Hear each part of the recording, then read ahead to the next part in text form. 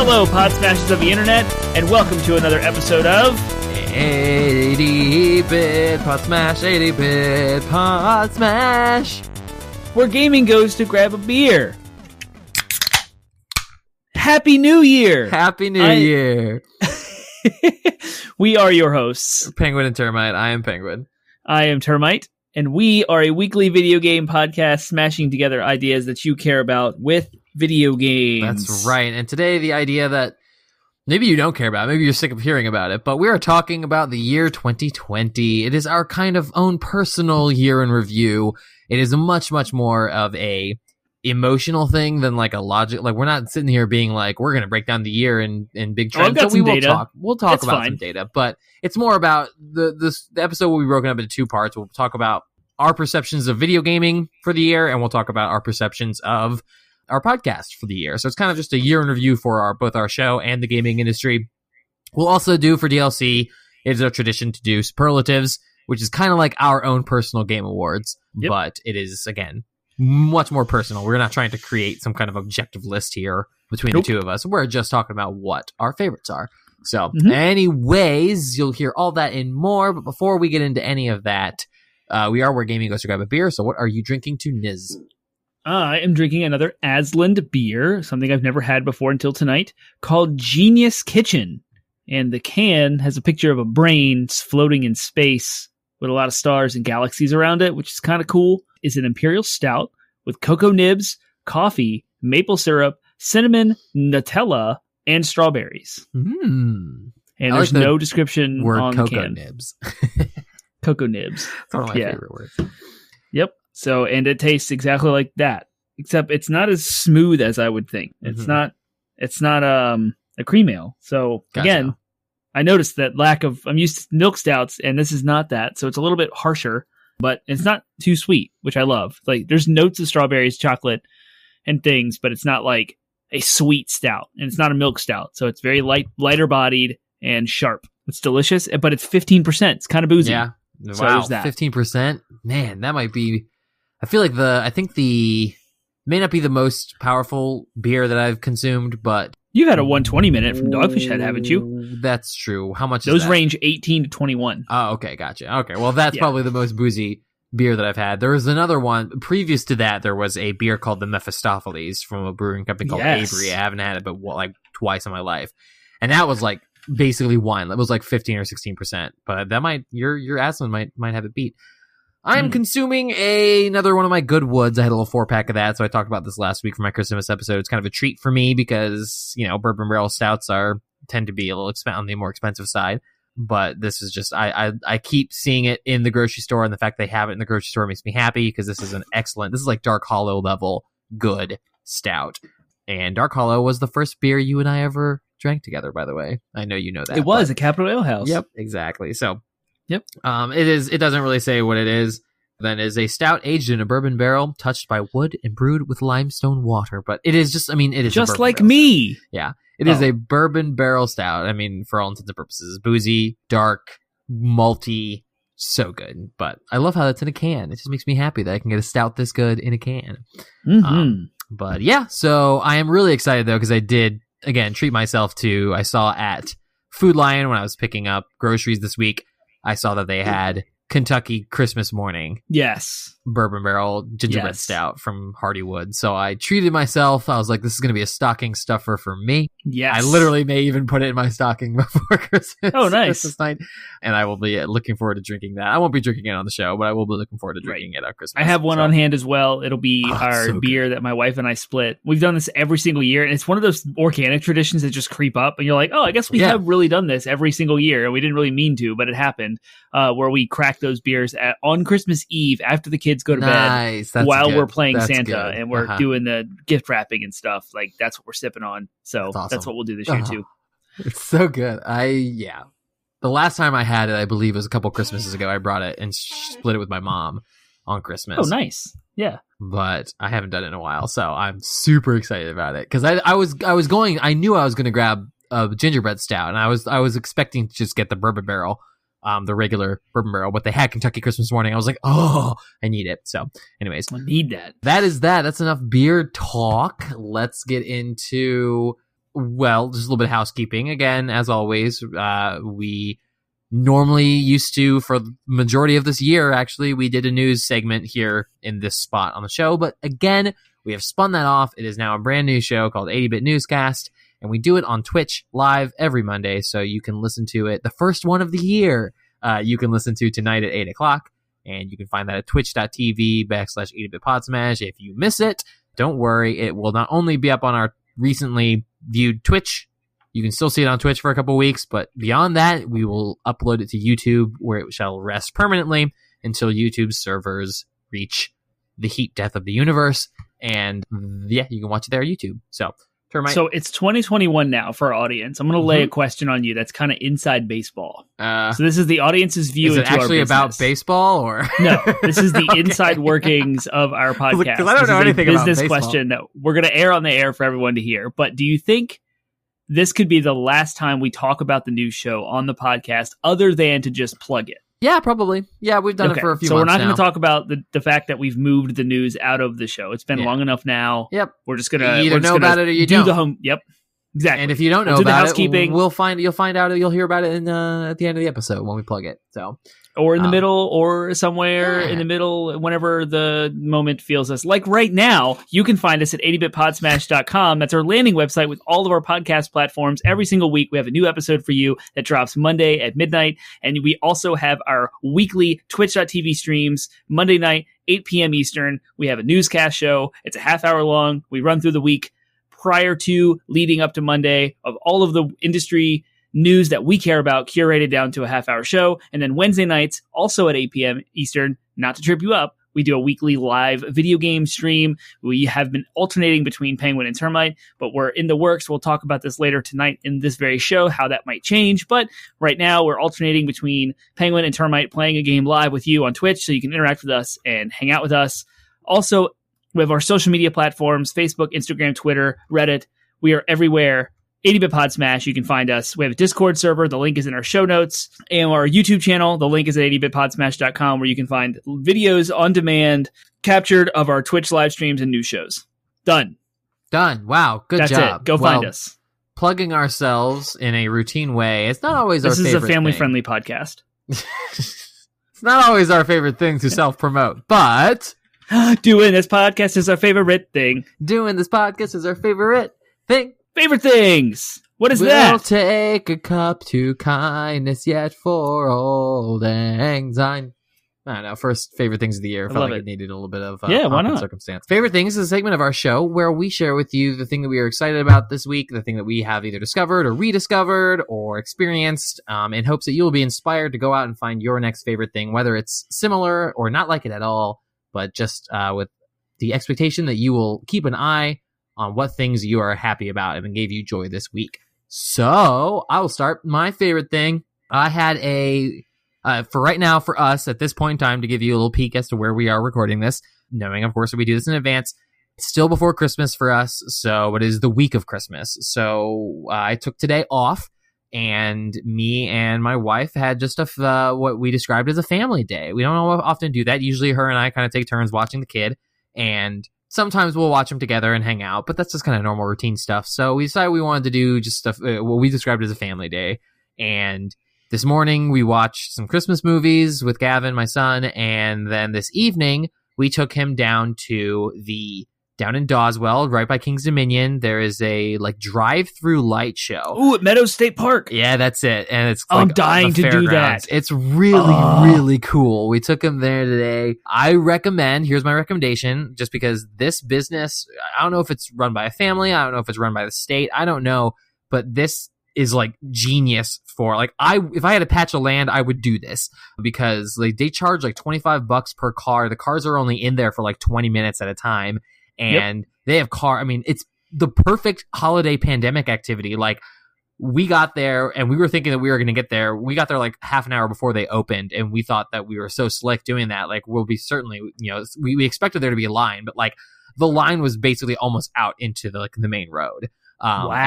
And by the time we left, the line was backed up to the interstate. Basically, it was Dang. crazy. So. I would get there early if you expect to do it. But if you live in Virginia, more specifically if you live in the Richmond or Fredericksburg areas, it's not too far from you. check out Meadow State Park or Meadow State Farm or something like that. It's right off the same exit in Doswell where King's Dominion is, and it was really fun. And we got through the whole thing with my son in the car, and then as soon as we transitioned, it was slow enough that we brought him to the front seat. He's less than 2 years. He's just about to turn 2. But we decided we're going slow enough, so we put him in the front seat and had him sit in the front seat with me in my lap. And then as soon as we got out, we transitioned him to the back of the seat. And because my son gets car sick, and literally I was putting him in his car seat, and he threw up. And so it soured an otherwise wonderful experience with my son. But other than that, I was like, we got through the whole thing, and he only threw it up right at the end. So I consider that a win. But yep, that's my favorite thing. Fun fact: it's called Meadow Event Park. Event Park. Thoroughbred racing legend Secretariat was born there in 1970. 3 years later, he blazed his way into Triple Crown history. So that's a historic location. Yep. I didn't know Secretariat was a Virginian. Good for him. So sure. A little Virginia nationalism or whatever you call a state version of that. My favorite thing. We're a Commonwealth, termite. There you go. Okay, Commonwealth is whatever. Fallout 3 had a Commonwealth. 4, I think. One of the Fallouts, Commonwealth is what they call the land. It's, post-apocalypse. Anyway, my favorite thing changed up on me at the last second, so I'm going to give you both. The one that had been a couple of days brewing is a random text message from a coworker of mine. Hey, I'm cleaning out my space to get more room for kids' new toys, and I found a PSP. It's in perfect condition with a case and a 1 gigabyte stick. While. This is a PSP, not a Vita. Oh, so I can't get trophies because it's too old. It was prior to PS3. The PSP came out between the PS2 and the PS3. Well, right around the same time the PS3 came out when trophies were not a thing until later. So, but he's offered it to me for free. He dropped it off at my office. It's sitting there on my desk. I haven't gotten a chance to go get it yet, but I now have a PSP to my name, and I cannot wait to buy my own copies of Final Fantasy VII Crisis Core and Final Fantasy Tactics. There's a PSP version of it, the Lion Wars or something, and those are I can't wait. I cannot wait to have that. I borrowed a PSP from friend of the show Kevin. We interviewed him earlier, and I have his PSP sitting right here. I can look at it, and I've started Crisis Core, and I like it, but I don't have ownership of it, and it is different, and I'm more motivated to play games that I own than I am that I borrowed, weirdly, because you would think I would want to destroy the games that I borrow quickly and get them back. But it's a weird thing, and Crisis Core is awesome, and I was hot on the heels of Final Fantasy VII Remake when I borrowed it, and I've gotten pretty far into it, but not super far. So I am looking forward to having my own PSP that I can sign into with my PSN and do all the things. So I'm excited about that. That was my favorite thing. But then today, this afternoon, following Wario64 on Twitter, Best Buy had a round of Xbox Series X consoles go in stock. And I had prepared for this in advance with my credit bureaus, and I was able to snag an Xbox All Access, $35 a month, Xbox Series X. And of course, you commit to 2 years. There's no finance fees. We talked about this on the show. It's a good deal because you end up saving. You get 2 years of Game Pass Ultimate and Xbox Live, everything you need to play Xbox forever. For 2 years, not forever, for 2 years.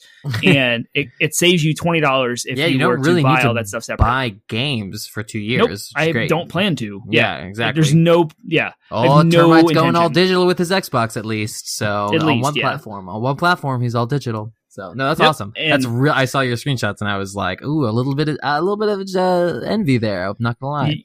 You know what that means for us though? It's 2021. The pandemic will end. In the majority of its restrictions will end this year, which means you get to come play Halo in 4K. Let me see Halo. Halo. I know. Yeah, in 4K. Can't wait to play Gears 5. Is it Beyonce or is that Rihanna? Because whomever that was, we are sorry. We don't mean to infringe on your copyright. Ryan is screaming at his radio right now, or his phone, or however he's listening to us. But we get to play. I'm excited about Forza, Forza 7 and Forza Horizon 4, all in 4K glory. Fable's coming, Ori and the Will of the Wisps and the Blind Forest. Can't wait for any of this stuff. I'm so excited to play Xbox, all in 4K. I'm going to have to just come over and binge Senua's Saga when that comes out. Yes, that's gonna be fun. I'm gonna sit down and just play it in your entire. Yeah, that's basically gonna happen. It's awesome. Sweet, especially because we've been so starved of like personal interaction and game time over 2020 that we're just like, let's just hang out for a weekend or a week. As soon as we both get those vaccines and we're cleared or whatever for antibodies, we're gonna be like, all right, take off a week. We're gonna Penguin and Termite time. It's Penguin and Termite. So we're gonna play all the games. Oh, that sounds hyperbolic like time amazing. chamber. Let's get the hyperbolic time chamber rolling. Yep. Awesome. Those are my favorite things. Nice. Well, that leads us to our next segment, which is going to be a long one because it's going to comprise it's going to be, this is a tradition for us. But we're going to be doing our superlatives for our next segment, which is DLC. Downloadable content. Downloadable content. DLCs is what that's the acronym for downloadable content. How do I say this in this order? It is a segment of our show where we have a fun little gimmick that may be related, a game or a gimmick that may be related to our main topic. In this case, we are doing our personal favorites kind of thing, superlatives, awards, if you want to call them that. But again, we'll each have separate ones for these, so it's not like we're coming up with a single unified list or whatever. But yeah, they're superlatives. So best blah blah blah, best blah blah blah, worst blah blah blah, coolest blah blah blah. So we'll go through that. We have a prepared list. We kind of add to it every year a little bit, so it gets a little bit longer each year. But we'll do this, and for the first half of our show, pretty much, and then we'll do, like I said, we'll do the year in review from kind of a high level, both the year in gaming for us as gamers, and then the year in gaming in general for the industry, and then we'll also talk about our podcast, the show itself, and to do some fun numbers. Termite has done some fun. I love numbers. He does. He loves numbers. So anyway, we'll try to blast through all this content as quickly as possible so that you can get back to your holiday celebration. But yes, DLC, superlatives, let's go. So we're going to start here with one of my favorite categories, which is what game do you think had the best story this year? Who goes first? If you're ready. The Last of Us Part 2. Okay. Best story by far. I weeped. I was excited. My heart raced. I was scared. It brought me places. It took me on a journey. And I still stand by the fact that this game needs to be talked about in academia as a wonderful art piece in storytelling. I guess I know what your answer on the greats to a bunch of these questions is going to be. Well, yeah, I kind of revealed that a little bit. Yeah, but on the same vein of like, we're going to study it might not be on the same level as like the Odyssey, but it could be, here's a legendary book or a story or a play or something you would study in school as a piece of literary art. This game needs to be added to that as one of the first video games to ever be on that spectrum. That's how good I think the story is. Yep, I think that I would not disagree with you. I think that it part of its strength exists as a follow up to the first. You know what I mean? Like you couldn't just play that game. Yeah, right. Yeah. The Last of Us' entire experience in that regard, part 1 and part 2. But yeah, it's not my personal favorite. I think in regards to best story for me, that would be probably because when I think about a story, I got to think of like flawless execution as well. Not just was the story good, but was it executed well? And I have a few. There are quibbles, but a few quibbles about how the story was executed in The Last of Us Part 2. So I'm going to give this because I think that for a game that had a good story, that it also executed well, while also having incredible depth of character and depth of theme. I'm gonna have to give the one to Persona 5 Royal, and that's partially because of how seamlessly they integrated the new content into the old. Like it wasn't just a tacked on thing.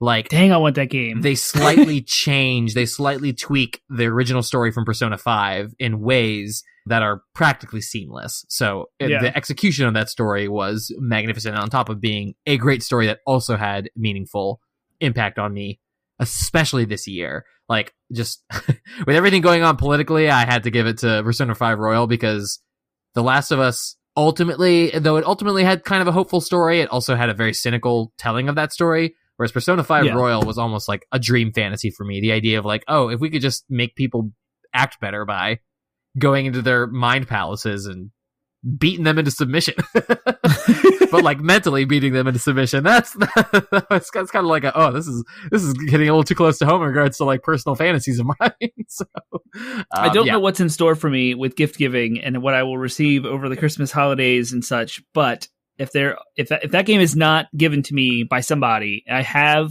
means with which to save a lot of money, and I will probably you cash in and try to get a copy. If it had been on your list, I guess it was it on your list or not? I think it was on my Amazon list. Yeah, it may have been on your list, but it might not have been on sale. Or it might not have had as good a sale. I wanted to get you Crash. Ultimately, as soon as I saw that on your list, I was going to get you Crash. I was playing that tonight. That might have been one that I would, in an alternate universe, I got you Persona 5 Royal because I wanted you to play it. I also knew you have Persona. Like, you have a copy of Persona 5, so I didn't know how much you it's wanted. On the game. It's on the PlayStation Plus collection. I'm not going to play the first one, the original, because the trophy list sucks. I want a platinum. Yeah. If I'm going to invest $100, I'm getting a platinum. Yeah. All right, cool. Let's move on. Next superlative. We'll try not to spend as much time on each one of these. Best story it deserves it. Yeah, but okay, for sure. Yep, it also deserves a good explanation. But anyway, so the next one is best comedy. This doesn't have to be. We talked about comedy games in an episode this year, but this could apply to games because comedy games are actually few and far between as far as releases go. So this could apply to a ton of different. This could apply to a ton of different games, because it just has to be the best comedic moment in a game is probably how this should be worded. So, best moment of comedy in a video game for you, go. I just changed my mind right now. It's Bugsnax. Bugsnax cracked me up, and I haven't finished it yet. I'm not done with it. So I was looking at a list of my completed games for 2020, trying to figure out what would fit into my superlatives, and I completely neglected the games I haven't finished yet. Bugsnax. Bugsnax is hilarious. Go play that. Like it was free. It's a hard game to get into. It's not Termite's opinion. It's not a good game. It's not engaging. It's not fun. There's hurdles. It's not as cool as I thought it would be. It didn't meet the hype, but there are funny moments in it, and the overarching story of what's going on is pretty hilarious considering how it's told in its delivery. And I don't want to spoil too much, but it's funny. And that's probably the funniest experience I've had in 2020 as far as a game goes. You had mentioned Final Fantasy VII Remake has some funny moments, which it did. That was on my list before I thought of Bugsnax. But I was going to say, I'm going to honorably mention that because I'm going to honorably mention Final Fantasy VII Remake because of the scene in the Honeybee Inn alone was just amazing. It wasn't even necessarily like laugh out loud funny, but it was just so much fun. Like it was just a genuine moment of like joy and delight in an otherwise pretty serious game. So I will honorably mention that, but I'm going to give my award for best comedy to Astro's Playroom. Because the game is, I don't know how much you paid attention to some of the Astrobots in. I took screenshots of every one of the games. Oh my gosh, there was so Journey, I love Last of Us. Yeah, I was gonna say I love reference humor and the little references to PlayStation games were so funny. Like they loved were, it. Yeah, they were again. They just made me chuckle. I'm sitting there playing this game with my kid, again, like I said, my almost 2-year-old, and just.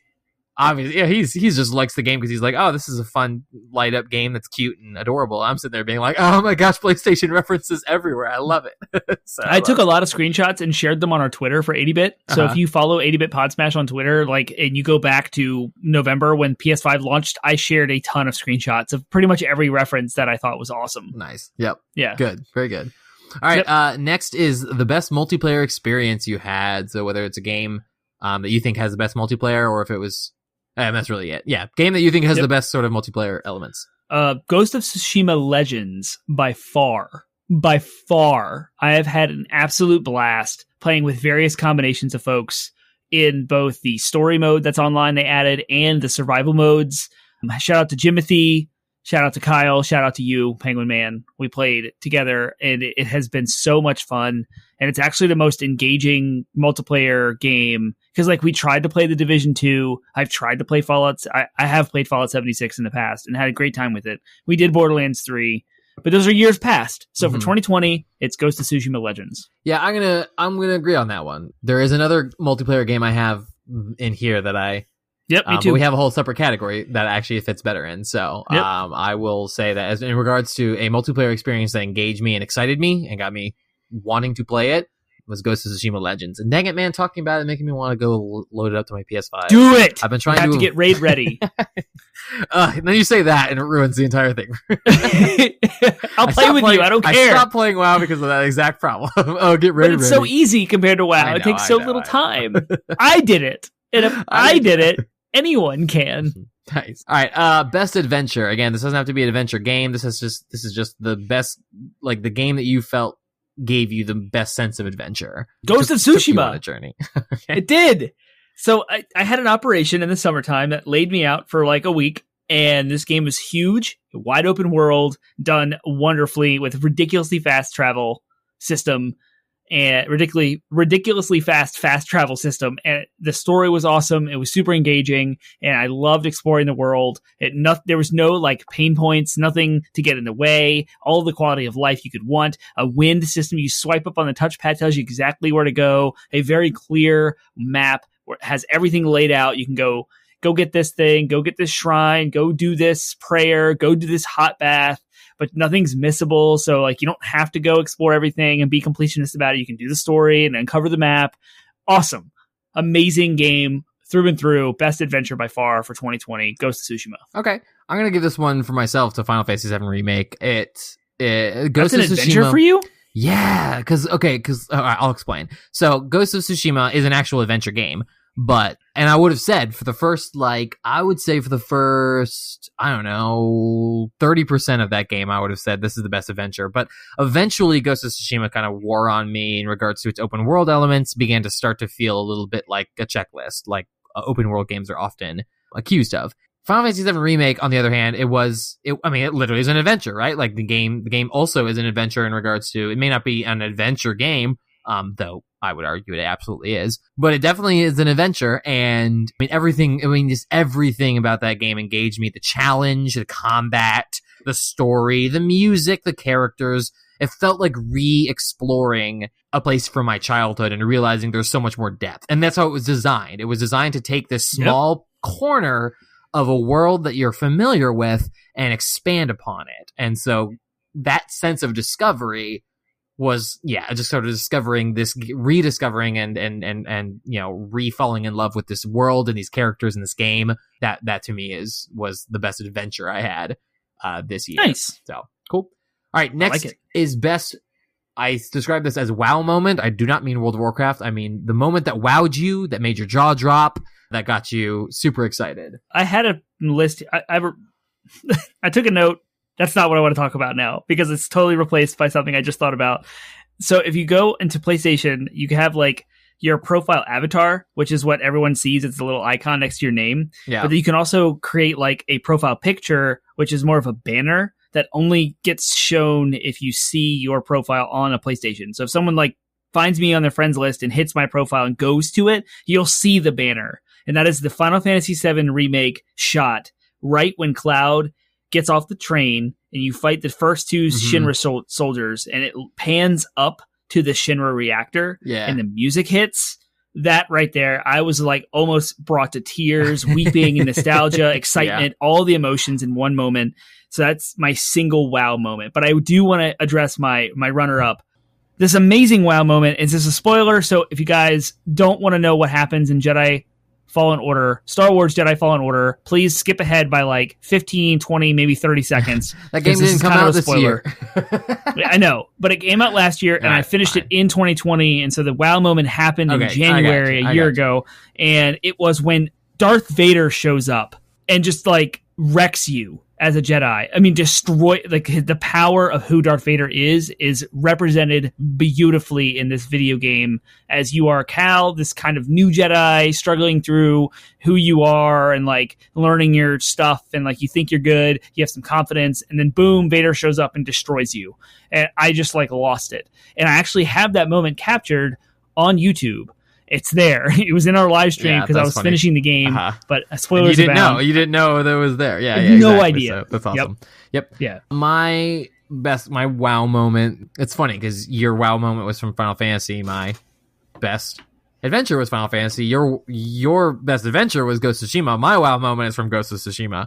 Nice. It's very early in the game when you first kind of open up the world after the kind of the intro quests or whatever, and you come to this lake. And you experience your first haiku, which is, there's tons of little haikus spread out amongst the game. But I didn't know that was a thing. I didn't know that was one of the collectibles or whatever. And the first time I sat down and look out across this like tree of golden leaves and this lake that's reflecting it, and like I see this, it was entirely emergent gameplay to me, where it was just like, oh, like I'm actually writing a poem. And they weren't crazy poems, but just the idea that they had that in the game, that they forced you to take a moment to appreciate and breathe in and reflect on the scenery around you was just a remarkable experience for me. I was like, okay, yep, that's it. I'll take that. I'll take that as my best WoW moment. So yeah, it was pretty awesome. Yeah, good. All right, best competitive multiplayer. I think we have the same one. Go. We probably do. Fall Guys Ultimate Knockout. Oh yeah, totally. Yeah. Oh my gosh, that game hit. It was free on PS Plus. It's such a good move for Sony to do that, and the hype was real. 60 players. A new take on Battle Royale, which was so much fun, with qualifying rounds, narrowing down the field from 60 to 1, getting a crown, and having like actual competition that everyone has a fair shot at with luck and everyone else involved in skill. It was so much fun and absolutely hilarious. Yeah, I loved it. It was great. Shout out to Gamer Time, who jumped in on our first live stream of that, and we had a blast that night. It was so fun. Yep, it was good stuff. Cool. All right, best add-on, expansion, or DLC content for any game. Ghost of Tsushima Legends. I keep telling you this, and you never agree with me, but it is Destiny Light added for free to Ghost of Tsushima. Super light Destiny. It's nothing like Destiny. I actually enjoy Ghost of Tsushima Legends more than I have enjoyed anything from Destiny. That's fine, and that's great. If they're not the same game, you can enjoy it more. Gear levels and story, it's all there. That's the same. Gear levels have been in games since like early WoW days, maybe even before that. So this is not a Destiny thing by any stretch of the imagination. I take ire at that and offense at that. Anyways, but yes, I agree. It is, or it's not my favorite, but I agree. It's good. It's good content, DLC content, and it was free. Yeah, exactly. That was the crazy thing. They could have charged like $20 for it, but they didn't. It would have been worth it. Yeah, totally. My best DLC content or add-on, expansion, etc., for me, it was Borderlands 3's Guns, Love, and Tentacles came out in February this year around Valentine's Day, and it was a blast. Like, their DLC content for Borderlands 3 has been fantastic. The game itself, but the DLC content, that particular story just was, like, so good. It was the marriage between Wainwright Jacobs and Sir Hammerlock, so two characters I already loved from the main game, and then it was like a Cthulhu vibe expansion, and it just had one of the greatest side characters they've introduced yet in a Borderlands DLC, and his name was Mancubus, and he was like the hotel like patron or whatever, but he's super creepy. But that's like his shtick, is he's just super creepy, and he'd be like, "Welcome to my hotel." He's just like this great, hilarious character. So yeah, Guns, Love, and Tentacles. That's mine. So cool. Still hear me? Okay. I love it. I still need to get a season pass. If you do, let me know. Best I will music. replay through those. Yeah. Oh. Next. Yep. Okay. Sweet. Next is best music. So, which game do you think had the best music or score? I think we probably are on the same page on this one, but I want to hear what you thought. Probably Final Fantasy VII Remake. It actually won the Game of Year's best Game Awards best score, and totally well deserved. Like, they took the classic Nobuo Uematsu, however you pronounce it.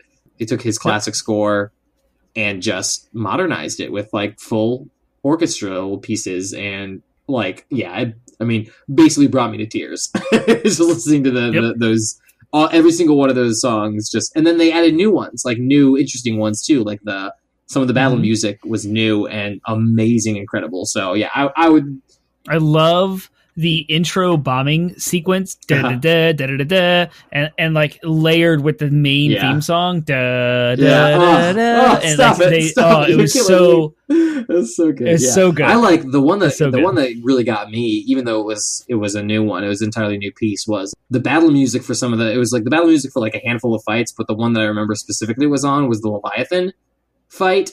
And there's this like, it was this music that was like, la, la, la, la, and I would like listen to that in my car and repeat. It's so good. It's awesome. So yeah, that game, the music of that game. The music of that game is basically in and of itself a work of art, which brings us to our next superlative, which is, which game do you think from this year is most representative of the video games as an art form or closest to a work of art itself? Go. I spoiled it at my first pick with Best Story, but The Last of Us Part 2. And I explained it then, so I don't want to repeat myself now, but I'll elaborate because it is where I agree with you. I may not see it as my best game. I may not even see it as my best story. But oh my gosh, if that game was not artistically sound, like, holy crap, well crafted. Like, I didn't experience like a single bug or really dip in quality of that game. So just a well put together game the craftsmanship that went in that game, but also just the sheer depth of story. And yeah, similarly brought me to, like, I think you mentioned, it brought you to tears. Like, it brought me to tears at points. It was just very gripping and very emotional. Like I said, my only critique of that game's story in and of itself was, I think it could have been stronger in some regards if they at least gave you the option in your replay of alternating the story beats. Because you basically, like, you play one half of the game as one character, one half of the game as the other character, and that works for your first time through because it has a meaningful impact on, like, the theme. The second time through, I think they could have gotten more depth out of it if they had actually allowed you to alternate it and see the characters each day in a character's shoes. I think it would have been more powerful to do that the second time through. So that's literally my only qualm with it. Yeah, I had to, like, look up the chronology of everything that happened in the game because they jump around in time because of that. And it's like, you go through the first half of the game with one character, and then you rewind time back to the beginning and start the whole thing over again as another character, and you relive the same moments in time. But it would be really cool if they did stagger that so in your New Game seen, Plus. Yeah. I wish, or it's not wish, the game was, I would be interested to see, like, people's opinions about one of the characters. You know, I don't want to get into spoiler territory, but, like, because we've done spoiler casts on this game this year, but, like, it would be, I would be interested to see the overall, like, if people, because the game is an exercise in empathy at the bottom. The game is an exercise in empathy and forgiveness. So I'd be really interested to see how people feel about a certain character after playing in her shoes. And, like, how many people were, like, still hardline, I dislike her, or how many people were like, you know what? But I'd be hard pressed to believe that anyone could play that game and not at least feel something for a character that they once felt completely opposite about. You know? So having a character that you hate, I would be hard-pressed, like, do you still, at the very least, do you still hate them? You may not like them, but do you still hate them by the end of the game? I'd be hard-pressed to find anyone that would be willing to say. So being able to have that experience in a game, yeah, that's a work of art. That's art right there. It makes you feel something, so it's a work of art. So, cool. Yeah, absolutely. All right, next is Best Disaster and or Flop. So again, these are personal choices. Totally. This is not an objective thing at all. Termites disaster flop, not the objective one. There is a big, giant elephant in the room with this category that I'm not going to address yet. My biggest flop and disaster that happened this year was The Outer Worlds. Oh, interesting. I wanted to love this game so bad. Everything about the description of this game, what it is, the gameplay videos, the hype, the developer, Obsidian, amazing. I was all in on Outer Worlds, and I have tried to get into it, and I cannot engage, and I don't know why. It's not the genre, because I absolutely adore Fallout 4 and Fallout 76 and Skyrim and The Witcher 3 and Cyberpunk 2077, which are all kind of along the same lines as far as genre is concerned. Dialogue choices, first-person shooter, like gear, RPG elements, etc. The world, multiple planets, it's in the future, space, sci-fi, sounds great. The story premise, all these corporations have taken over everything, and you have to, like, manipulate people to either defy or align themselves with these corporations. Everything you have is a moral gray area. You affect others. Permanent decisions happen. Like, all in. This sounds amazing. But no, every time I play it, I'm so bored and not engaged, and I don't understand why. And I've tried one really good effort to get into it, and then a second good effort with the PS5 to see how much better it looked on my new 4K TV. And, like, maybe that was what it was. Nope. I could not engage. I was bored and not into it's this also game. Not a game, and I don't from this understand year, why. I can't. I'll let you have it. It's true. Game you it's played. not. It's from 2019. Yeah. Yep.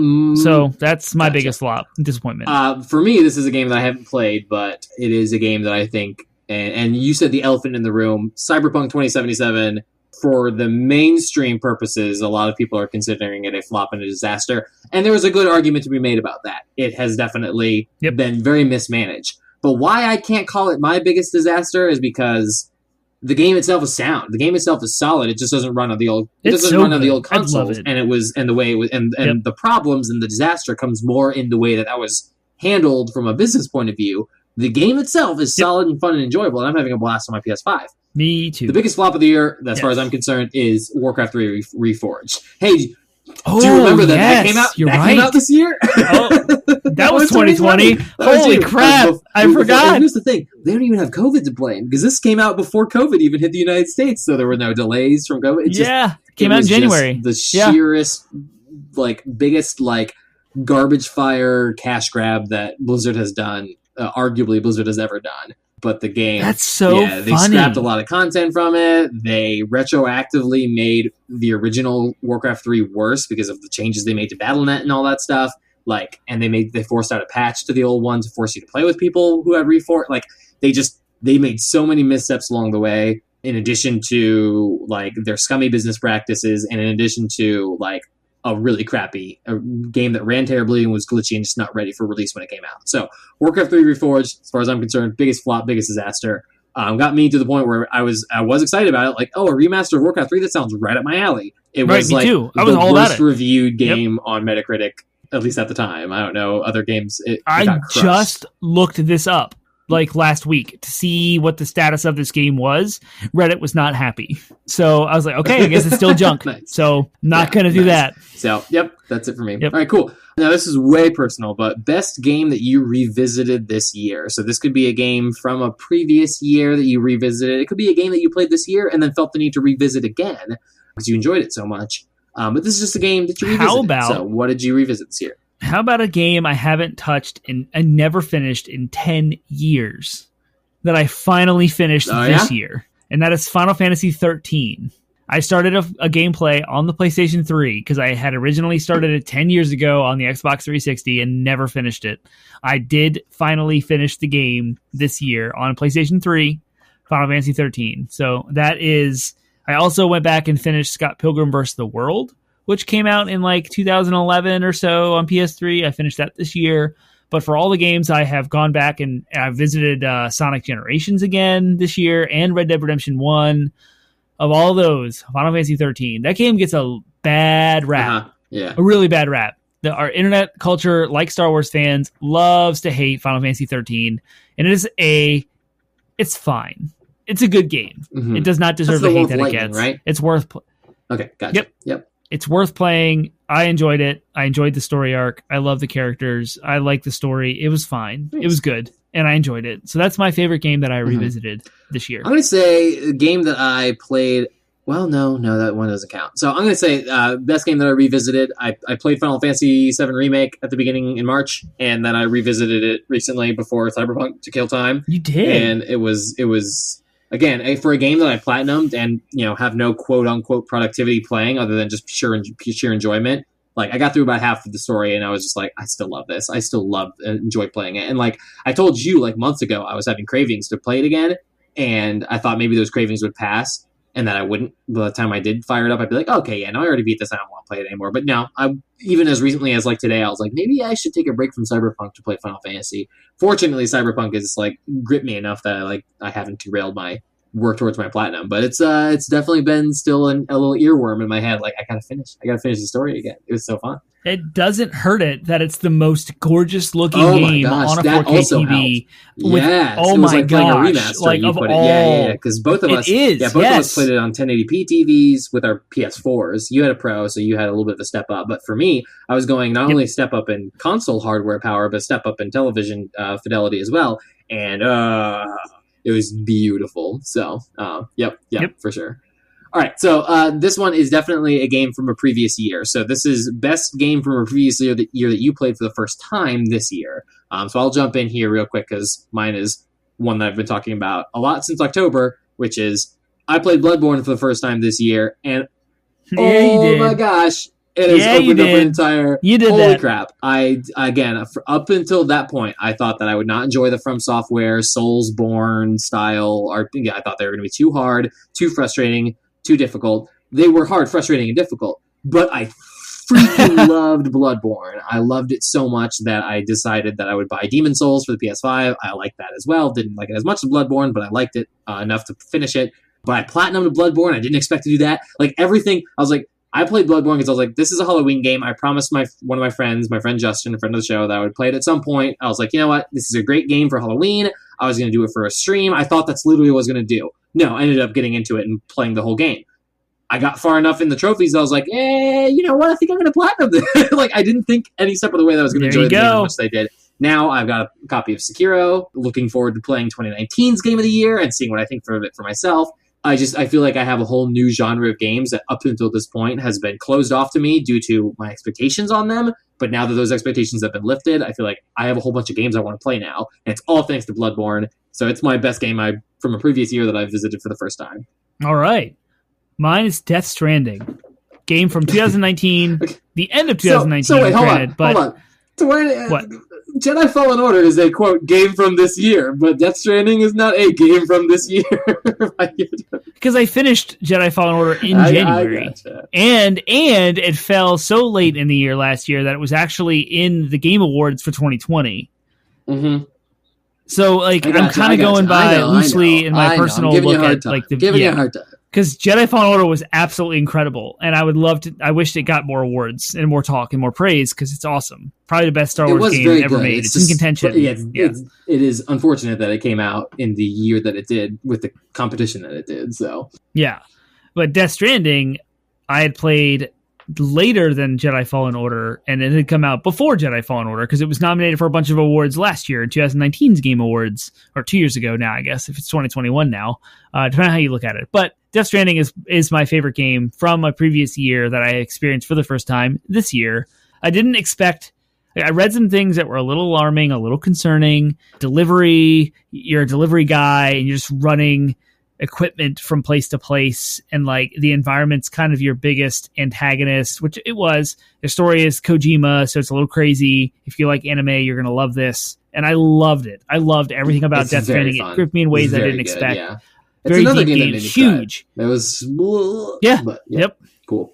Yeah, lots of, especially if you're a parent, that changes your entire worldview on kids and babies, and Death Stranding deals with all of that, and it brings you places, and I loved it. So Death Stranding, that's my favorite from previous years. Any honorable mentions, any games that you haven't gotten to talk about yet because it just hasn't, it was, for whatever reason it didn't make it on any of your superlatives, but you feel like you want to talk about that it was also a good game that you should check out from this year? For me, Doom Eternal. Hasn't made it on any of my lists, but it was,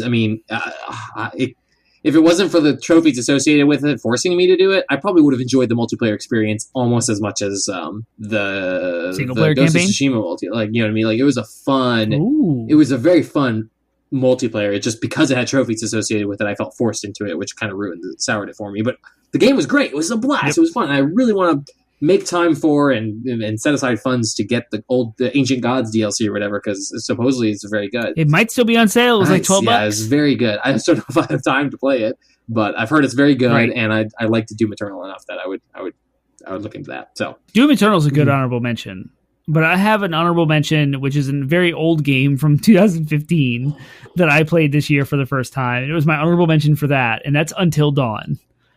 I thoroughly enjoyed, and surprisingly enough, my playthroughs of Until Dawn. And it was a very campy horror film, very reminiscent of the days of Scream, which is what was like my adolescent years watching horror movies. I hated every character in the game. They all are terrible people. They're all super selfish and very shallow individuals that are looking out for no one but themselves.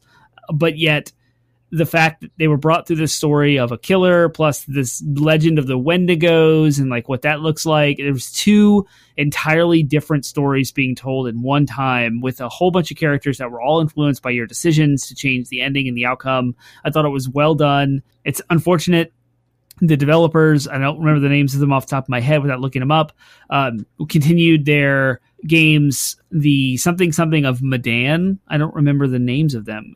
All of that escapes me now. Those games didn't do as well as what Until Dawn was, and that's unfortunate. But anyway, my runner-up overall, Until Dawn, it's on the PlayStation Plus collection. If you have a PS5, it was on the PlayStation Plus at some point for free. That's how I played it. I didn't pay a dime for it. It was awesome, and I thoroughly enjoyed it. But I also live-streamed it for Halloween, like you did with Bloodborne, and that video is on YouTube if you want to see it. Cool. But I enjoyed it. It was great. I got a platinum in that game. All right, best game. And again, this is a personal choice. This is a personal, again, super subjective. But what do you think is the best game of the year for you? The Last of Us Part 2. Yep. You know that. I've talked eloquently about it. And similarly, mine has also already been waxed eloquent on, so I won't spend too much time on it. But for me, it is driven very much by nostalgia. But Final Fantasy VII Remake was my best game of the year, just because. And that was my runner-up. Nice. What was your runner-up? I don't know. Either Ghost of Tsushima or The Last of Us Part 2. There were some good... I mean, the bottom line, we'll talk more about this in our year in review for Part 1, but like what a solid year for just great single player, incredible, artistically sound experiences. Just a phenomenal year. So for all of, and for all of the crap that 2020 has put us all through, as a nation, as a planet, as a species, like, this has been some crap, guys. What a year in gaming. So, anyways, that's a great transition. We're going to talk about the year in review. We've got about maybe 40 more minutes. So let's try maybe 30, 40 more minutes. That would push us into a quote long episode. So let's hit it. Let's start. Like I said, we're going to do this in two parts. We're going to talk about the year in gaming, both our personal year and just the year in general. Then we'll talk about the podcast a little bit. So we don't need to spend a ton of time on the podcast part, but we will talk about some cool things. So, but let's talk about the year in gaming, and we'll start with our year in gaming. So Termite has pulled some numbers to give you kind of an idea as to what this year looked like for us as gamers. So let's start there. We're going to start by talking about 2020's trophy count. 2020's trophy count. Yep, I definitely saw that as well, and I almost said it, and I was like, nope, that's not right. So I course corrected. It's 2020. Yep, thank you. So we each got 16 platinums, which is awesome because we got different platinums. And I will go through the list of platinums that I know you don't have that I do. And if you can do the same for the audience, that'd be fun to like see where we differ. Wait, I'm sorry. What am I doing? So I got a platinum. The ones, the platinums that you have that I don't is what you want me to do. And I will list the platinums. Right. You need to do that, which I know you can do. Go to PSN profiles, like filter by platinum, and just look. You know which ones I have, which ones I don't. I'm going to talk about the ones you don't have. Instead of going through all 16, each of us, that would take forever. We have a lot of duplicates. Let's just do the ones that are different. So I platinumed Burly Men at Sea, which was an indie game. Phenomenal. Mortal Kombat 11. Duke Nukem 3D, 20th Anniversary World Tour. I loved Duke Nukem when it first came out. I played this so many times. It dropped on PS4. There was a debug menu. It was cheap. I bought it. I platinumed it. It happened in one night. It was phenomenal. It's the fastest platinum I've ever had. And I did that in 2020. And Far Cry 3 Classic was a port of Far Cry 3 to PS4 with a lot of enhancements in graphics and frame rate playability. Surprise hit. Absolutely incredible game. If you have not played Far Cry 3, it is beloved by Far Cry fans for good reason. The villain, Voss, is incredible. Talks about mental health issues, drug abuse. Great game. Platinumed. Let's see what else. Star Wars Episode 1 Racer was a port from N64 that finally came out at PS4. It was delayed for a while. I loved that game. It was one of my favorite racing games on the N64. The PlayStation 4 version, no doubt, is just as good. If you platinum it legitimately, it could take you 5 to 10 hours. I used a little debug and a little cheat menu and a little fun to kind of platinum it really quickly. I think I also did that in one day. And then I've platinumed Until Dawn, as I mentioned earlier. Went through all the different gameplay branches and stuff. And then Days Gone. Days Gone was a sleeper hit. If anyone plays anything on PlayStation at all, that is a PlayStation exclusive from Sony Bend Studios, Days Gone. That game, absolutely insane. It's so good. The story is amazing. The gameplay is solid. They've patched the crap out of it. All the bugs and the performance issues they have addressed. It's all clean and good and kosher. It is incredible. My only complaint about the game is it's too big. So those are the platinums that I know I have that you don't. So what do you got? I got Bloodborne. Is that a platinum I have that you don't? Got, let's see, Persona 5 Royal. Let's see, Stick of Truth. I know you have. I got that this year. I played through both those games. Yeah. So you have Fractured Butthole, but I have Stick of Truth. Right. Let's see here. Senua's Sacrifice. I've got. Yep. Because I snagged that out this year, and that's. You did. I think that's it from this year. How about Infamous? Do you have Infamous? Second Son? Oh, no, you do. You don't have it. Okay, well that's what. Yeah, I didn't. I thought you had it. So yep, I got Infamous as well. So those are mine from this year that I got that you don't have. Hee hee. So yeah, and there's a bunch that we have overlap. Obviously, the big hits, right. Final Fantasy VII Remake, Doom, Final Fantasy, Last of Us, Ghost of Tsushima. Exactly. So we'll both have Cyberpunk probably by the end of the year, or at least early next year. So and yep, that's that. So, but I might have a. So Termite had 1,055 trophies in all of 2020 as of December 21st, the night we're recording this, and Penguin had 828. Trophies. I mean, again, because I usually play more than you, and I kept up with you on platinums at least. So it's interesting that like clearly the difference between our trophy hunting is still very stark, and that is because I'm actually surprised by those numbers, because I was like, I probably played more than him, just sheer hours per per year. You did. There's no doubt. Yep. And so it's surprising to me, but it just goes back to your strategy of like, you actually are going for a trophy a day. So to you, a trophy list is that it's as important that a trophy list be an amount of trophies per game as it is an easy platinum. So because clearly you're targeting those games because that reflects in the amount of trophies you actually earned this year. So cool.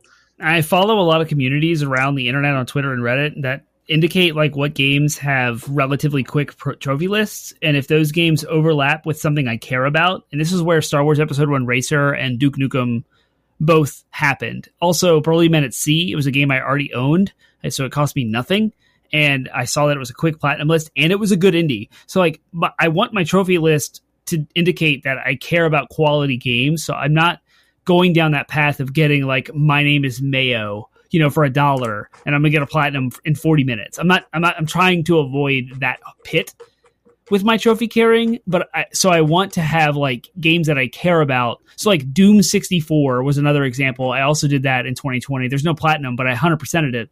It had a debug list. It had a cheat list. It was a very quick 100% like list of trophies that I just did because I adore Doom 64. I have tons of nostalgia for it and I love it. So I want that on my trophy list.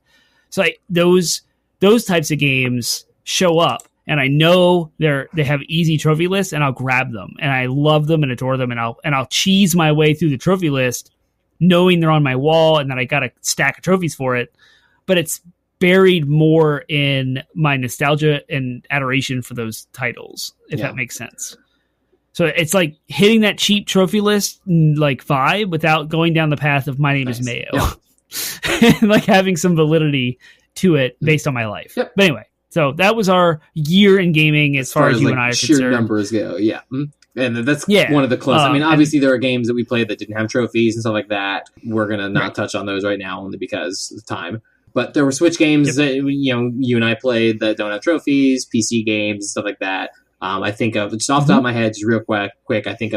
I played a little bit of Path of Exile this year, which doesn't have anything like that. I believe Grim Dawn. I also fired up this year. Also got a little bit into Guild Wars 2. I know you played Animal Crossing. 200 plus hours. So that's time you didn't spend pursuing trophies. So cool. All right, let's talk about this year as an industry / community, and we're going to talk very, very broad strokes. Very broad. Oh my gosh. A lot of the stuff we've already gotten in depth in this year, but like, holy crap, guys, 2020, what a year. Like, everybody's life is touched by this year for obvious reasons. Yep. And you know what? I like to be proud of the fact that we saw the writing on the wall. As soon as we knew about COVID, we did kind of a podcast on it, talking about how big of a deal this thing was going to be. And it was. It was. Really, really, really shook our society down to its core this year. And in some regards, for better or for worse. But like, I mean, this year will always be the COVID year. And yeah, I mean, but like, all things considered, as far as the way COVID affected the industry, the video game industry saw a pretty big bump because people were stuck at home. And people, apparently, when like the 2008 recession hit, a bad economy is actually good for video games, which makes sense because in a good economy, people are like, we're going to go spend our money, going to clubs and just spending money on alcohol and lavish clothing and limos and stuff, whatever. I don't know what rich people do with their money. Vacations, whatever. Cruises, okay, all right. All that stuff, travel. But when they're stuck at home and when they're poor because they lost their job or on furlough, like, video gaming is, all things considered, you can get hours of entertainment for very little money. The cost per entertaining thing is probably only seconded by it's probably only second to like Netflix, you know what I mean? Like, cost per hour. So, the video game industry made something like $33 billion, I think, this year.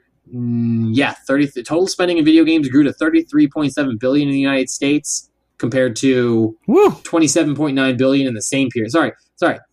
$33.7 billion during the first 9 months of 2020 compared to $27.9 billion in the same period for last year. So, So that's a $6 billion increase in spending for video games. And that's just in the 3 months ago. So, just again, so all things considered, COVID made more money for the video game industry, for better or for worse.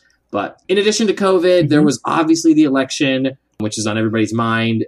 Whether that directly affected video games or not, it definitely impacted the people's headspaces when approaching video games. So it affected, whether they're using video games as an escape, or whether they're seeing certain things in video games or stressed by certain things in video games that may not have stressed them in a normal non-election year. But also, again, in regards to politics, you had the George Floyd protests, and then also back in May, which again forced all of these big video game companies to come to terms with where do they stand on racial injustice. And we saw lots of support for the Black Lives Matter movement across the video game industry. And then in addition, again, this year also was just a crazy year for sexual misconduct accusations. Again, all for the better. We talked about this in the podcast. We had a whole special episode on it. But yeah, the Me Too movement kind of had a resurgence in the video game industry in particular. A lot of powerful men got called out for their sexual misconduct over the years, and it was awesome. So, and then, there's so much that happened this year, like multiple companies falling from grace. I mean, we saw Blizzard continue to screw the pooch as they've been doing for the past couple of years, in just the way they've been handling their business. CD Projekt Red fell from grace very recently. And and then a new console generation notwithstanding. Holy crap, like that happened too, guys. Wait, you can't forget about Ubisoft and the sexual misconduct wrecked Ubisoft more than anyone else. There was so many people at the CEO level, like the corporate executive level, that got resigned, brought down, held to accountability. Like Ubisoft is in that group of CD Projekt Red and Blizzard as far as companies that went through a reckoning.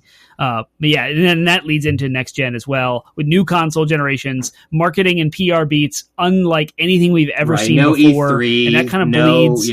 Right, we had no E3, with the Summer of Gaming from Jeff Keighley, and then we had IGN's like summer gaming stuff events where like all these big announcements that were held close to the chest, to secret, to be unveiled to mass audiences with great hype and praise and live orchestras and such, gone.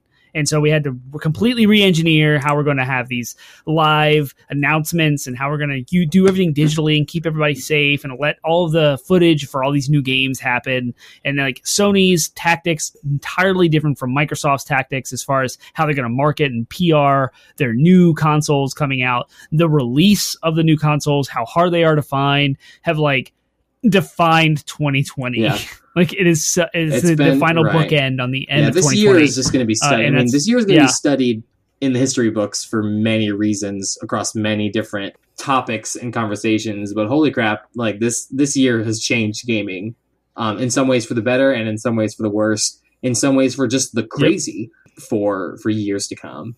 But we are running out of time, so I'm going to skip the next question because we've already talked a lot about what has excited us and disappointed us this year. So instead, we're going to look forward, and I'm going to say, what are you looking forward to from the gaming industry and gaming community in 2021? My most thing that I'm looking forward to, I'm looking forward to the most is expos. I want the PSX, the Penny Arcade, the E3. I want the Gamescom, the Tokyo Game Show, South by Southwest. I want these giant conventions to happen. And selfishly, I want to be a part of one of them in 2021 at some point. I want to go with you as 80-Bit Pod Smash with our t-shirts on. I don't care if we have an LLC or if we're not branded or what. I don't care. I want to go to something, even if it's MagFest at the end of 2021 into 2022. I don't care. I want to go to an expo and I want to be with the gaming community, surrounded by gamers who love video games and are passionate about them the way we are. So that's what I'm looking forward to the most in 2021. Secondarily to that is just the kind of fallout of next gen, what that's going to look like. There's a lot of new games that we're excited about. We're not going to see God of War Ragnarok. We're not going to see Horizon Forbidden West. So forget that. That's not coming in 2021. We will get Ratchet and we'll get Halo Infinite. Those will kind of be like the bookends of 2021. Ratchet at the beginning, Halo Infinite at the end. But I want to see what the developers are going to do with 2021. Far Cry 6 looks awesome. There's a whole like Avalon's Fall or whatever it's what is that game called? No idea what you're talking about. From Square. There's two games from Square. There's Project Athia, but the other one was, I thought it was Avalon or Avalon's Fall or something. It's another RPG. But anyway, Final Fantasy 16, Hogwarts, Legacy of Hogwarts, all this stuff sounds great. I want to see where all that stuff lands. Lego Skywalker Saga Lego Star Wars Skywalker Saga is going to be awesome. So those are all like the little beats that I'm looking forward to in 2021. But generally, I'm looking forward to the community getting back together again in person for all that great content that we would get. That's what I mean, I'll echo and just say that it'll be, when a vaccine is available and this COVID mess, this isolation is kind of behind us, I don't think the world will ever be the same. I think there will be some good, long-lasting changes in general to our culture. I think people will be more mindful of public health in general, which is great.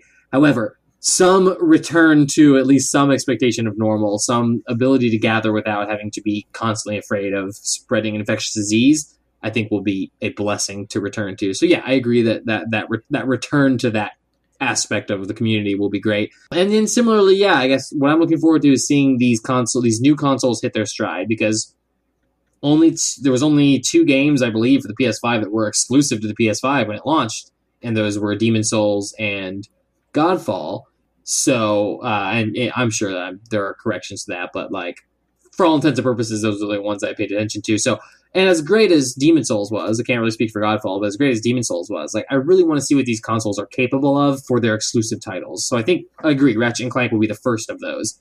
But everything else right now that I've been playing on it is just backwards compatible for the most part. So I'm really interested to see what this console is capable of from an exclusive standpoint. So, that's it. Let's go ahead and we don't have a ton of time left, so let's spend the next 10 or so minutes talking about the podcast, and we'll do sort of a year in review for the podcast. So the big thing that we will talk about is kind of this is sort of a like what's new, what is new that we started this year, but what is your favorite thing that we've kind of done this year, and what is new with the podcast? Well, I guess we have another question for that. So what's your personal favorite thing that we did this year? My personal favorite thing for this year was the interview with Tim Owens from Reclaim Arcade.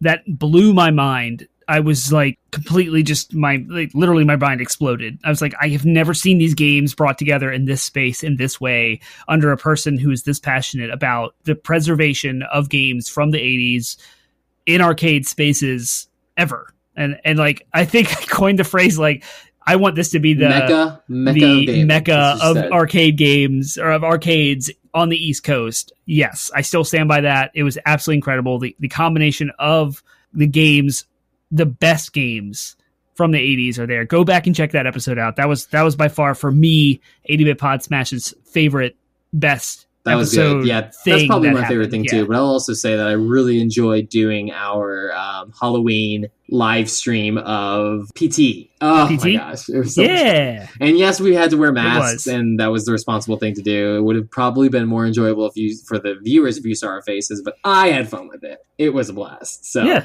Yep. Yeah, it was great that I was glad that we were able to do both of those things. Were things that we did in person with each other. So just goes to show how attention starved us extroverts were for this year. That we're oh my gosh, we got to see each other. It was great. Cool. All right, let's talk with numbers a bit. What were the top 5 shows of the year based on downloads per episode? So none of those things that we talked about lined up with our actual numbers. So according to you guys, our audience, the top 5 shows of the year, this is where I pulled numbers and love it. For 2020, the best... No, I'm going to start with number 5. 5 was a tie between 2 different episodes at 86 downloads for a week. And that was Comedy in Video Games at 86 and Putting the Soul in Console for the Sega Genesis, also at 86. They're into it. Yeah. So that hit our top 5 for 2020. Beating them by 1, up to 87 downloads in a week, was the genre deep dive for action role-playing games. Nice. So ARPGs, yep. And then tied with that, I'm going to call that for third place because it's better and it's a more meaningful discussion. We had our Father's Day and Black Lives Matter episode. That was definitely around George Floyd's murder and the impact that it had in our lives and what we were going to do personally and as a podcast to speak more about Black lives and allow Black voices to incorporate into our discussions and how we were going to be influenced by them. And I still have, to this day, lasting impacts from that. Yeah, for sure.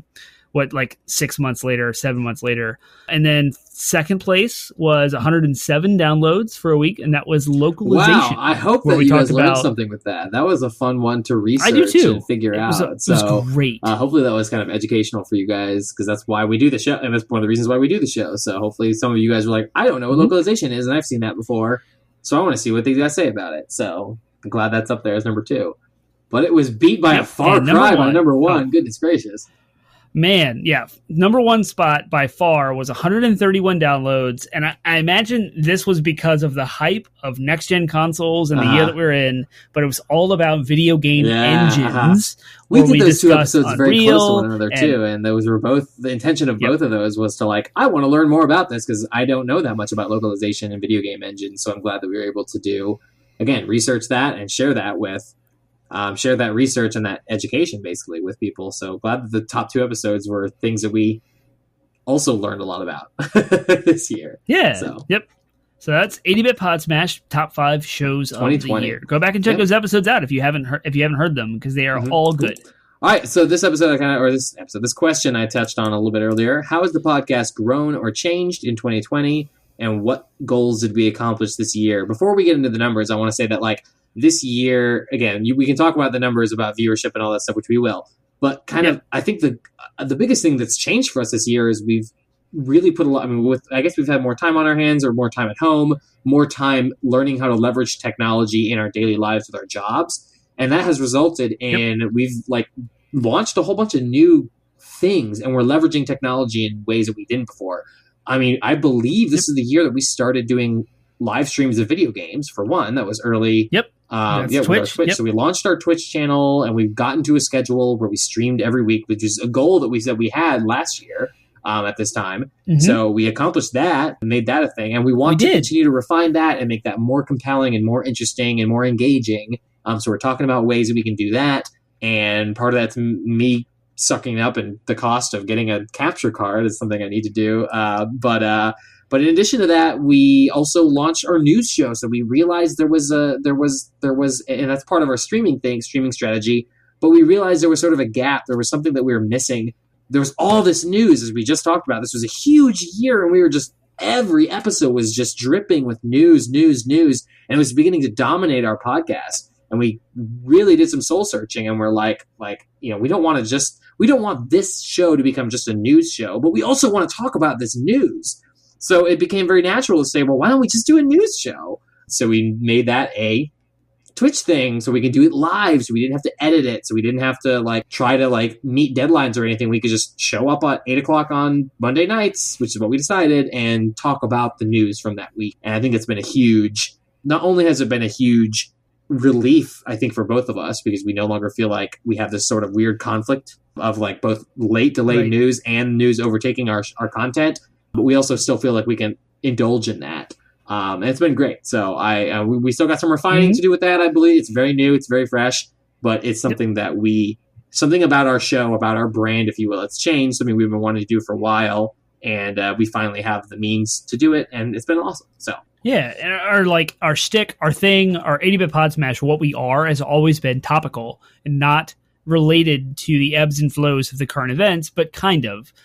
And we always want, our flagship discussion was always our video games art. The relevancy of video games increasing in our culture and pop culture today. We want to have these topical discussions, which are kind of outside of time, outside of the relevance of the news. But yet, we're also a video game podcast, so the news affects us. And so we started this creep of news coming in, and we realized we record in advance for the convenience of our lives to allow for us to have unforeseen things creep up. We both have kids of very young children, and things can come up at a moment's notice. A child gets sick. A thing happens at work. We're both 9 to 5. We're full-time workers. We're married. We have kids. This podcast is a passion project, and we want to have something that is agnostic to time so that we can record as many in advance as we need to kind of buffer to make sure we meet our schedule for you guys every single week. And we saw that the news segment of our show was just creeping and taking up more of that and becoming more and more irrelevant as we would record our shows 2 and 3 weeks in advance. You guys would hear about our take on that way too late. And half the time it's obfuscated by events. So it's not even relevant anymore. So I love the idea that we've rolled all of our news onto Twitch stream. It's live on Monday nights, 8 p.m. at twitch.tv/80bitpodsmash. Hit us up there and check us out, because we will talk about that week's news live as it happens. It's very relevant, and it's completely separate from our show, giving us the freedom to have our topical discussion that you have right now. So I agree. That was one of the best things we've done this year. As far as changing. We have so much much. We have no much time left. So, okay. Here we go. Yeah. How did we grow? We grew. Our viewership changed in 2019. Our average per month listens were 455 viewers per month. We've increased that by 14.9%, almost 15% increase to an average in 2020 of each month, 523 listens. So we have grown. Thank you for your listen. So much, guys. Thank you for your follow. Like, I mean, we're not, like you said, it's a passion project for us. So we're not obsessing over numbers each month, and we don't take it personally when our numbers dip. But we're just we like, everyone likes sort of recognition. So it's great that you guys you're out there and you're enjoying the content. We are seeing numbers. We're seeing the numbers go up, which is great and just really satisfying. So please, please, please let us know if you're listening, if you enjoy the show. We do hear from like a cadre of people who listen to us, but the amount of people that we get feedback from is not representative of the amount of numbers that we're getting for each episode. So if you are one of those silent listeners out there, like, you don't have to make a big public show of it. You don't have to do the thing where you put a review and we read it. We just want to hear from you. We just want to hear that you enjoy it. So we want you to reach out to us. So that is that is the answer to our last question. We could spend a lot more time on what are our hopes and plans for 2021, but we have ideas and we have thoughts and we have things, and we could go into depth discussing those. Maybe we'll save those for the next week's episode, but it's already gone a long time this episode. But I think that I can speak for both Termite and I and say we hope that we can engage with you more, because we love our community. We love the people that are part of our show and that engage with us on a regular basis. And we want you to be a part of that if you are just out there listening. Don't feel pressure to do so. If you don't want to, that's totally fine. But it's really, really positive for us to know that people like the show and like the content that we're making. So we want to hear more of that. Yep. We do. My goal for 2021 is to engage physically with our audience in some capacity. It could be as big as an expo and we show up with a booth and we do our thing, or it's as simple as like a trivia night at a local brewery somewhere in Fredericksburg, Richmond area, where we engage with our audience live. That's what I want. And actually meet and greet in person with you folks. Where gaming goes to grab a beer, I want to grab a beer with you guys. That's my goal for 2021, more than anything else. To refine all of our other shows is secondary, because we're going to do that. We're going to refine. We're going to get better. We're only going to bring more content to you. So your part is to like and subscribe and, hit us up on all the algorithms, whatever platform of your choice. Go and leave us a review. We will read Apple Podcast reviews on the show. We only got one in 2020 back in August. I would love more. We will read them. We're a family-friendly podcast. You can listen to them with your littles in the car, and we will censor whatever the review is if we have to, but we will read it on the show. So if you have a chance to troll us, and praise us, hate us, whatever you want to do, we'll read it. It'll be great. It'll be fun. That's what we want for 2021. We want more engagement, just like everybody else in the world does. All right, well, we are out of time, so I will just say that next week we don't have an episode planned yet, but I promise you we'll come in the new year strong with a new topic next week, and it will be awesome. So you can expect that on January 11th, as well as a new news show that week, and also you can expect a news show tonight. First one of the year. So, all right, then we'll see you then. See you next week.